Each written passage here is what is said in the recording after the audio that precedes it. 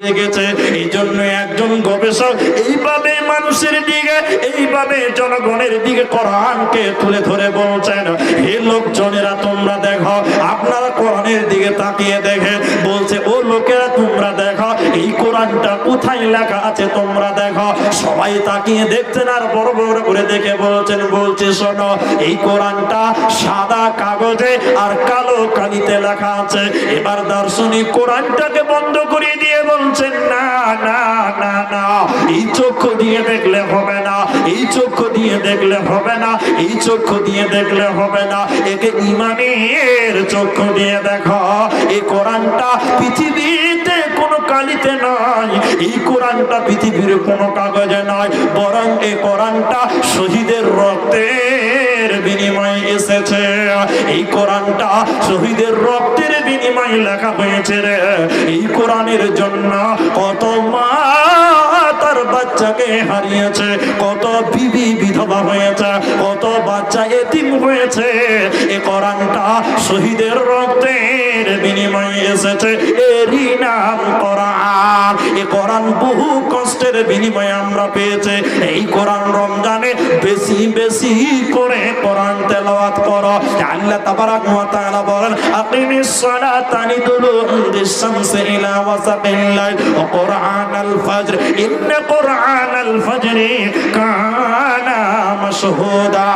যারা পাঁচ ওয়াক্তের নামাজ পড়ে, সালাত কায়েম করে, সকাল সন্ধ্যা কোরআন তেলাওয়াত করে, আল্লাহ তাদের জন্য বলেছেন এদের জন্য কোরআন সাক্ষী হয়ে যাবে।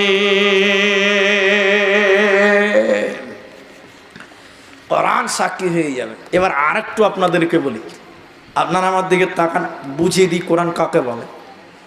এটা কোরআন, এটার নাম ভাই কোরআন। ভালো করে বুঝান, আমি বুঝার চেষ্টা করেন, আমি আপনাদেরকে বলছি। দেখেন কেন এই কোরআনটাকে আপনাকে মানতে হবে, কি দরকার আছে বুঝাতে, আমি এটা বুঝাবো। তাকে মনে করেন যে এটা কোরআন নয়, এটা বাংলা একটা কিতাব, এর উপরে সম্মান রেখে বলছি, বাবের নামের কোরআনকে অস্বীকার করছে না, এটা বুঝানোর জন্য আমি এর উপরে সম্পূর্ণ ঈমান এবং সম্মান রেখে বলছি। মনে করেন এটা একটা বাংলা কিতাব, কেউ লিখেছে, আপনি আমার দিকে তাকান, তাহলে দেখাতে পারবো। কিতাবটা আপনি এরকম করে হাতে নেবেন, এরকম করে কিতাবের উপরে কি লেখা থাকে ভাই? কিতাবের নাম, তাই তো? কিতাবের নাম থাকে তো, আদর্শমণি, সরল শিক্ষা, সরল নামাজ শিক্ষা, কিতাবের নাম লেখা থাকে তো। আর নিচে দেখবেন লেখা থাকবে ছোট্ট করে লেখকের নাম, থাকে না?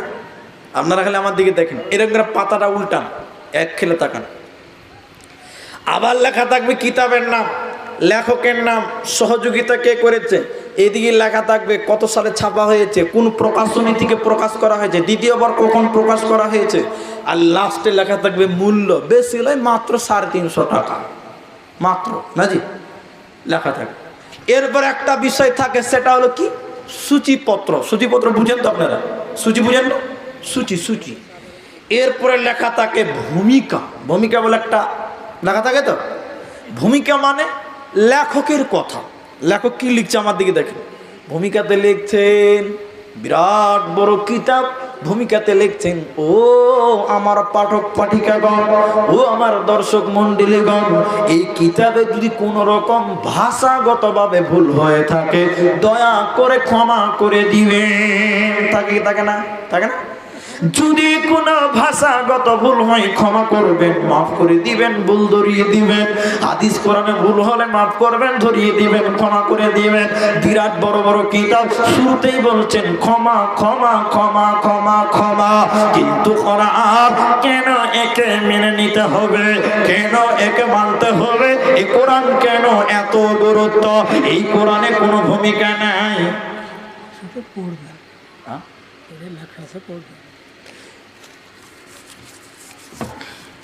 এই কোরআনে কোনো ভূমিকা নাই, এই কোরআনে কোনো ভূমিকা নাই।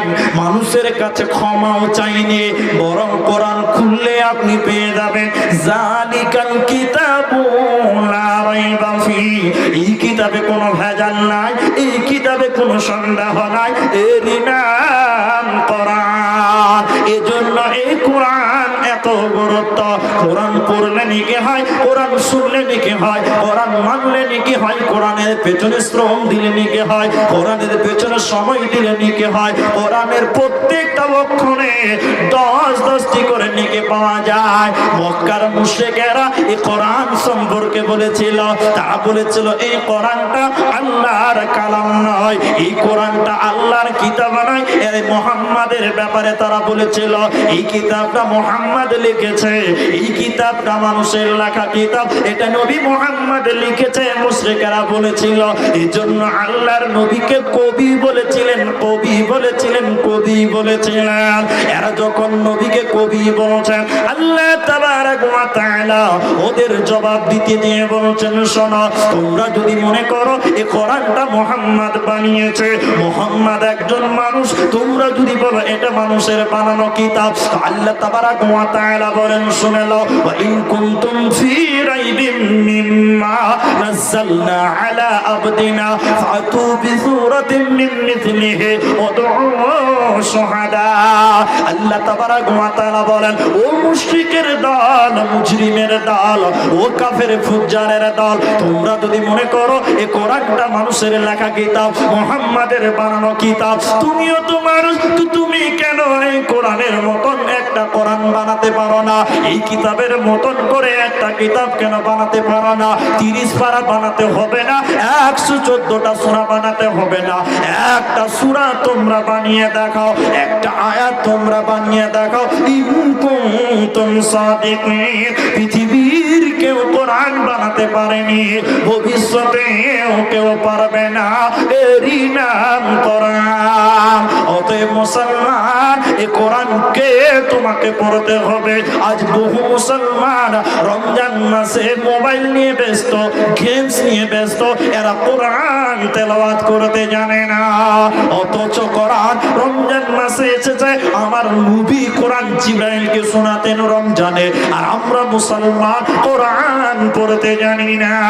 এই কোরআন পৃথিবীতে যেমন আছে তেমন থাকবে, পৃথিবী থেকে নড়চড় হবে না, হবে না। লাস্ট আরেকটা উদাহরণ আপনাদের দিই কোরআন সম্পর্কে, জিহাদ সম্পর্কে শুধু একটু কথা বলবো। কোরআন জিহাদ সম্পর্কে, রমজান জিহাদের মাস, আমি একটু বলবো কোরআন সম্পর্কে। আর একটু বলি আপনাদেরকে, কিছু কিছু নাস্তিক, আপনারা আমার সঙ্গে কথা বলবেন, এটা আপনার কাছে আবদার রাখছি।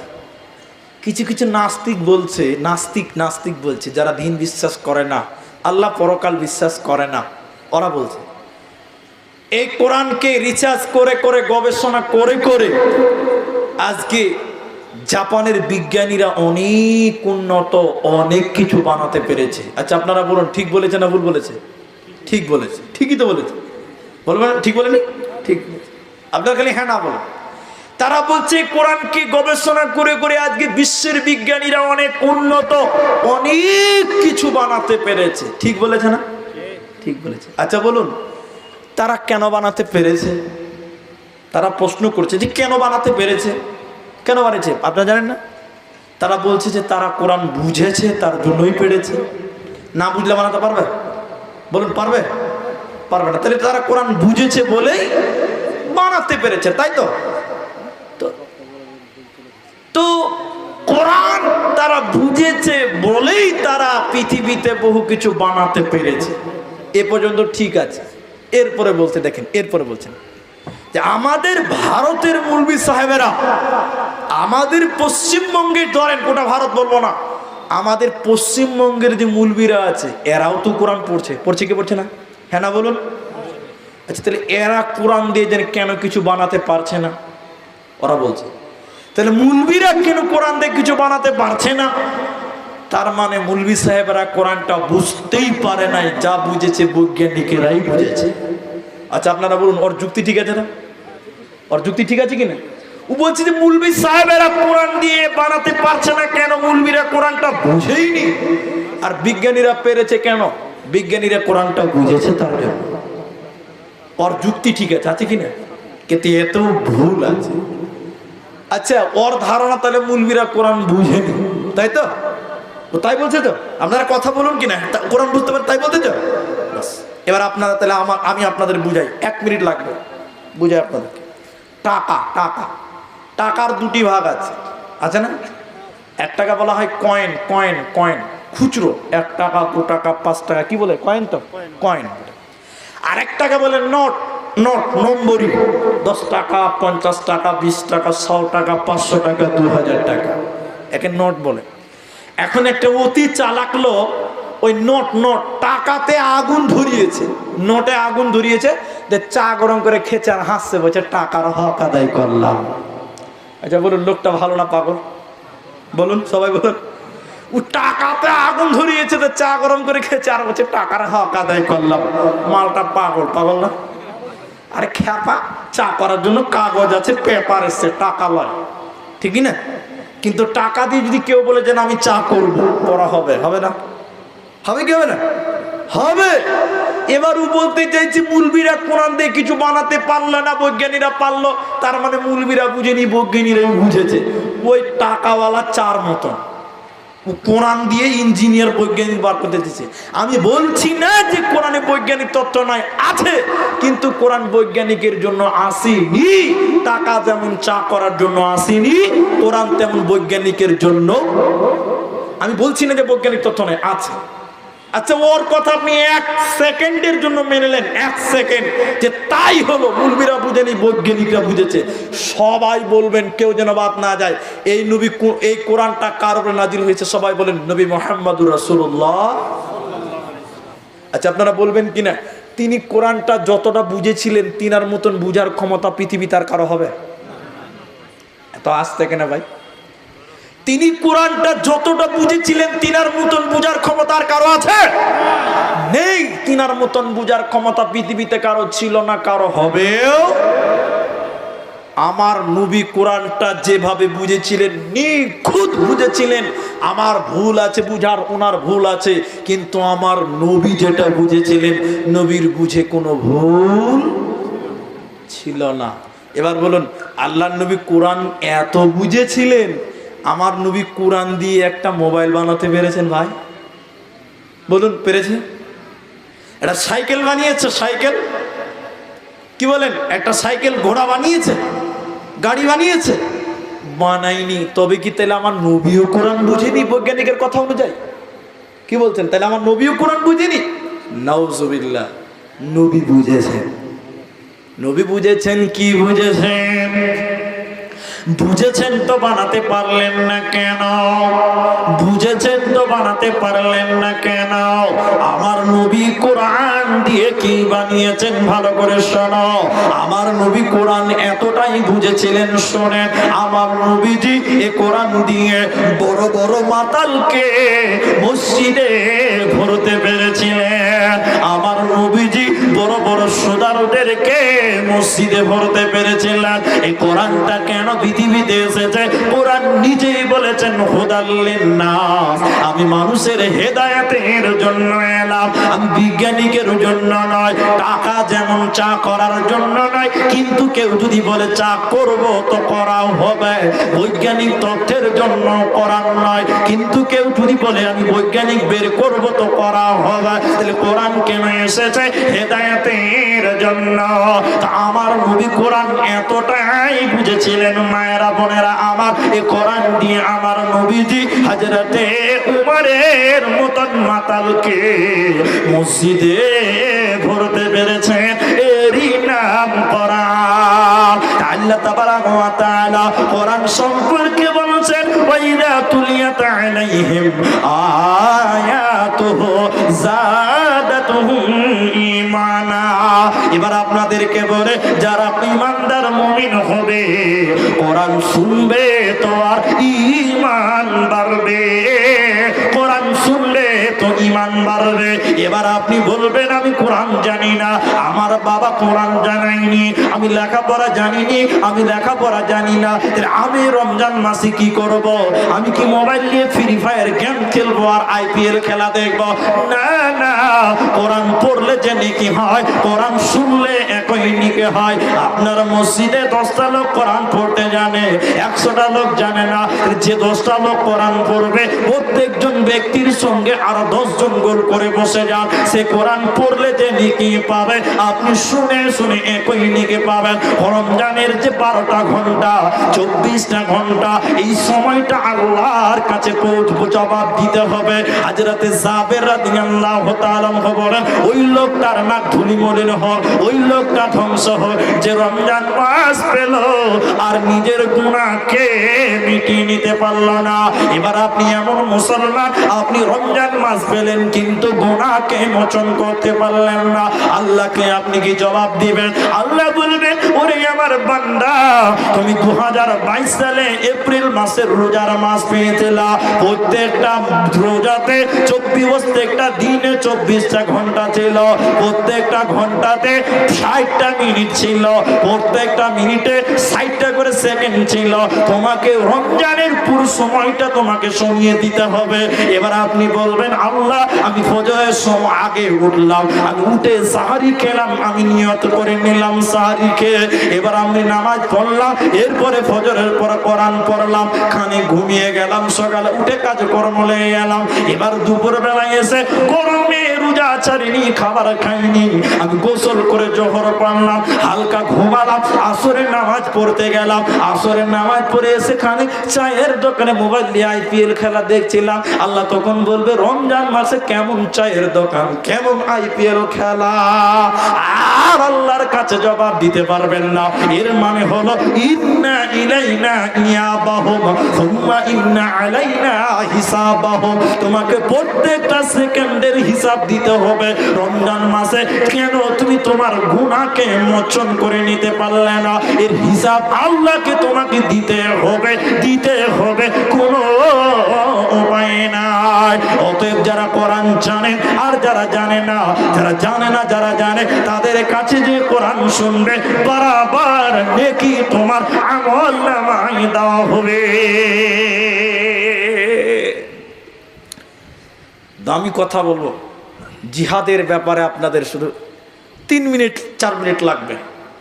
আমি আপনাদেরকে জিহাদ, রমজানে বদরের যুদ্ধ হয়েছিল, আল্লাহর দয়া, হাজি আল্লাহর দয়া না হলে হয় যে আল্লাহ রাসূলের সাহাবীরা জয় লাভ করেছে, আজকে ইসলাম কায়েম হয়ে গেছে, ইসলাম মক্কা মদিনার বিজয় লাভ করেছেন। সাহাবীরা পর পর পর পর উহুদে জিততে পারেনি, তার একটা কারণ ছিল। 3 মিনিটে আমি জিহাদের কথাটা বলছি, 3 মিনিট লাগবে। জিহাদের সাহাবীরা জিহাদের আশা করতেন, আল্লাহ নবী সাহাবীরা আকাঙ্ক্ষা করতেন আল্লাহ তুমি আমাকে শহীদের মরণ দাও, শহীদের মরণ দাও। আর সাহাবীরা জিহাদকে দেখে ভয় পেতেন না। আমি শুধু লাস্টের খানিক বলবো, ফার্স্টের খানিক বলবো না, আমি শুধু এতটুকু আপনাদের জিহাদের কথা বলবো।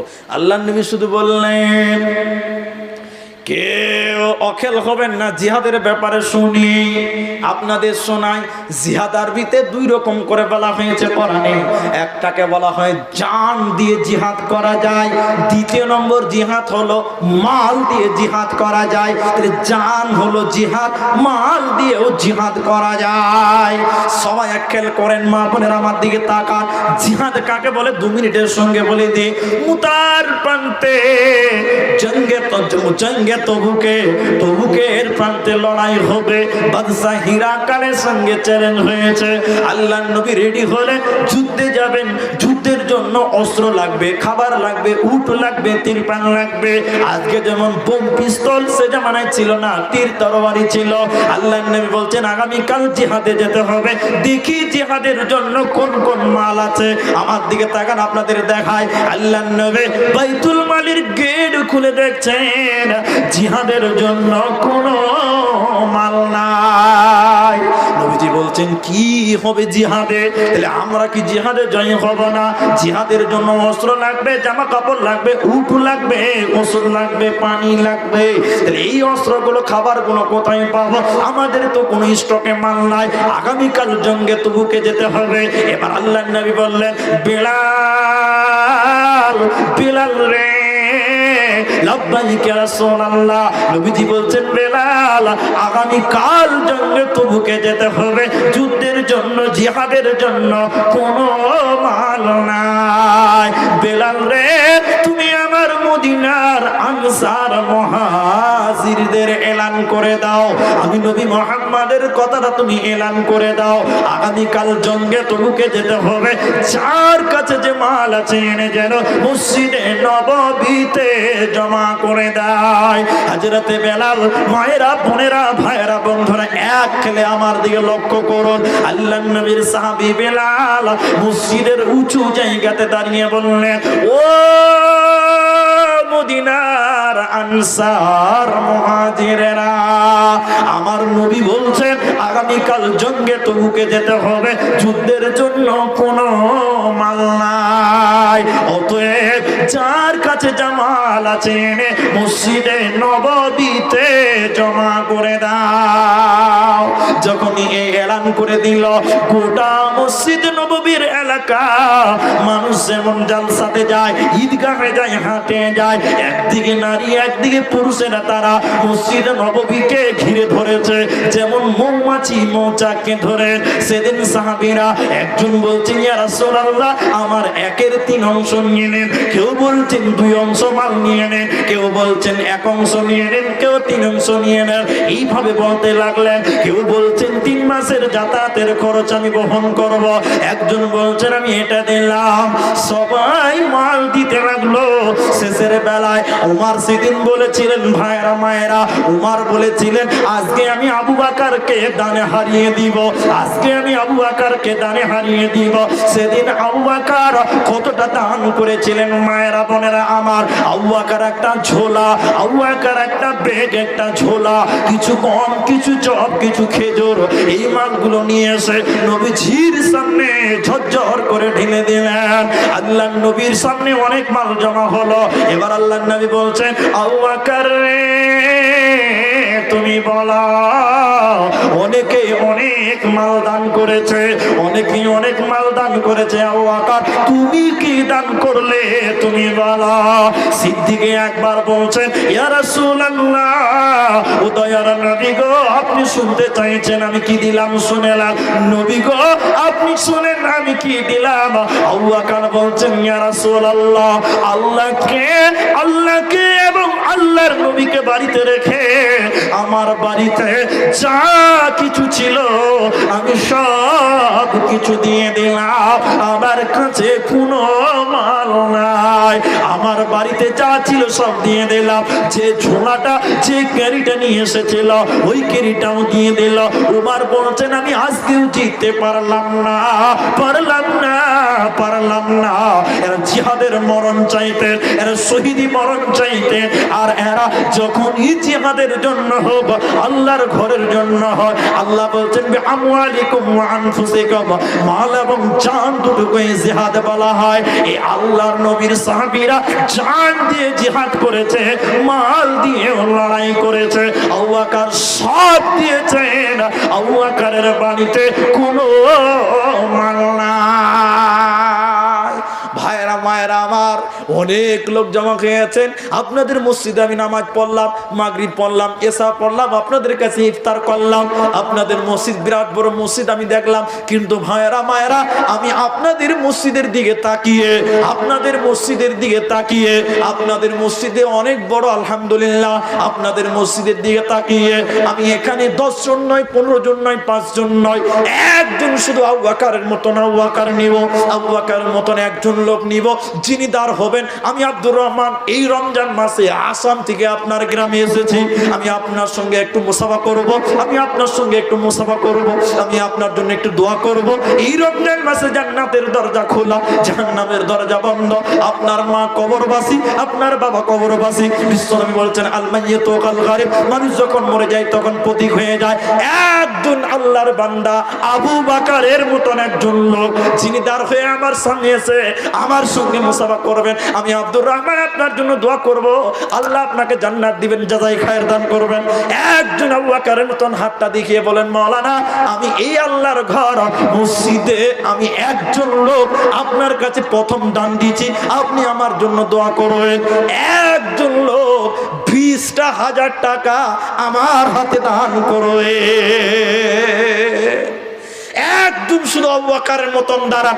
আমি 5 জন নয়, 10 জন নয়, 2 জন 3 জন নয়, একজন শুধু লোক আমি আপনাদের কাছ থেকে চাইছিলাম। এখানে যেটি লোক আছেন, মা বোনেরা, ব্যবসা করেন, ভাইয়েরা, বাবা জীবনেরা, চাকরি করেন, আপনাদের ইনকাম আল্লাহ আরো বাড়িয়ে দেবে।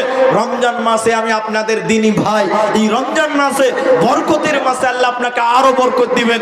একজন লোক আল্লাহর ঘরের জন্য, মসজিদের জন্য আপনি এখন পারলে এখন দিবেন, বাকিতে পারলে বাকিতে দিবেন। একজন লোক শুধু আপনাদের কাছ থেকে আমি হাত বাড়িয়ে নিতে চাইছি। একজন লোক শুধু দাঁড়িয়ে যান, আমার সামনে আসবেন, যে বলবো আমি আপনার জন্য দোয়া করব আর আপনার সঙ্গে একটু মুসাফা করব। একজন লোক 20,000 টাকা, 20,000 টাকা, একজন শুধু হাতটা তুলে দাঁড়িয়ে যান। এতগুলো লোক আপনার জন্য দোয়া করবে। উঠিয়ে নামার পরে বক্তা আসবেন ইনশাআল্লাহ তাআলা, আপনারা যিনার নাম শুনেছেন তিনি আসবেন। একজন লোক শুধু আমার হাতে আসবেন না, এমন কোন কি আল্লাহর বান্দা নেই? আপনি বিদেশে থাকেন, আপনি ঠিকাদারি করেন, আপনি ব্যবসা বাণিজ্য করেন, আপনি চাকরি করেন, আপনি কৃষক, আপনি মাস্টার মানুষ, আপনি ডাক্তার মানুষ, আসেন এই বরকতের মাসে, রমজান মাসে মসজিদের জন্য।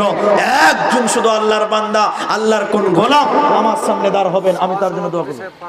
কোনটা? ওটা সভাপতি সাহেব আমার সামনে আসেন, আমি দোয়া করব। কে সভাপতি? কে? আপনি আসেন, মুসাফা করবেন, একটু আসেন।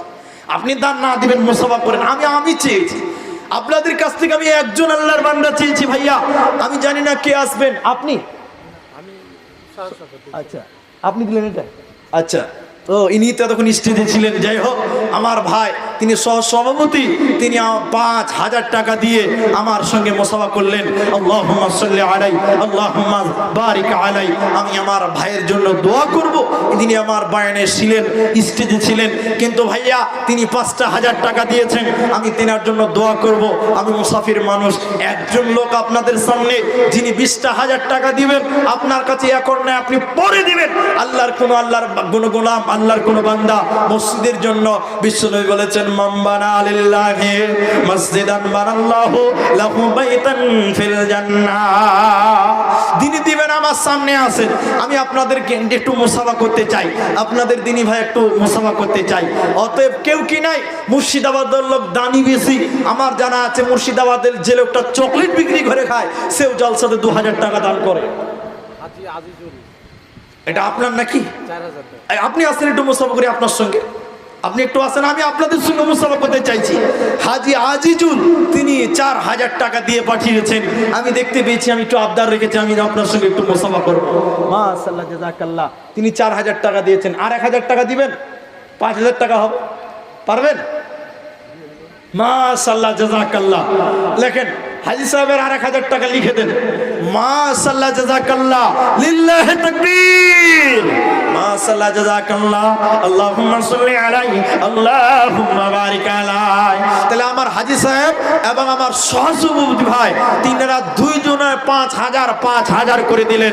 কিন্তু ভাইয়া আমি একজন মানুষ চেয়েছি, একটা মানুষ চেয়েছি বড় দান, 20,000 টাকা। এই এলাকার মানুষেরা, রানীতলা থানার মানুষেরা, মুর্শিদাবাদ জেলার মানুষেরা, নবাব জেলার মানুষেরা, ঐতিহাসিক জেলা আপনাদের। ভাইয়া আমি আপনাদের জেলা সম্পর্কে অনেক কিছু পড়াশোনা করেছি, আমি জানি। তো ভাইয়া আপনাদের এলাকার, আপনাদের এই অঞ্চলের এমনকি একটা দান আমি পাবো না। আমি আপনাদের বন্ধু, আপনাদের মেহমান, আমি আপনাদের কাছে আবদার করছি যে একজন মানুষ কমসে কম দাঁড়ান। কোনো মাস্টার, কোনো ডাক্তার, কোনো ব্যবসায়ী, একজন মানুষ শুধু দাঁড়িয়ে যান। তবে 5,000 করে আমার হাতে 2 জন লোক দিয়েছেন। আসেন, কে আসবেন 3 নম্বরে? তবে একজন লোক আপনাদের কাছে আমি বড় দান চেয়েছি, আমার হাতটা ফিরাবেন না, আল্লাহ রাস্তায় দিবেন। 3 নম্বরে কোন আল্লাহর বান্দা আসবেন যিনারা 5,000 টাকা দিবেন। 10,000 টাকা কেউ আসেন, 5,000 টাকা দিলেন 2 জনা, আমি 20,000 টাকার একজন আবদার রেখে। বেনামে দিয়েছে 6,000 টাকা, কেন ওর বাপ মায়ের জন্য দোয়া আছে। আচ্ছা, বেনামে দিয়েছেন, তাহলে এগুনাকে ডাকতে পারছি না, তিনি গোপন ভাবে দিচ্ছেন। তিনার বাবা মা অসুস্থ আছেন,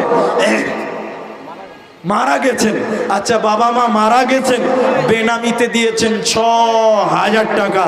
এই চাদর একটু বন্ধ করেন, একটু বন্ধ করেন, আমি পাঠাবো। আমি পাঠাবো তো ভাইয়া। বেনামে একজন দিয়েছেন ৬,০০০ টাকা। নারায়ে তাকবীর। আল্লাহুম্মা ফির লাহুম ওয়ারহামহুম, আল্লাহুম্মা সাল্লি আলাইহিম, আল্লাহুম্মা বারিক আলাইহিম। বেনামিতে তোর রাহে ৬,০০০ দানা, এই দান কবুল করো তুমি দয়াবান। ওগো বারে দয়াময় তুমি পাক রব্বানা, মাফ করে দিও তার জীবনের গুনাহ।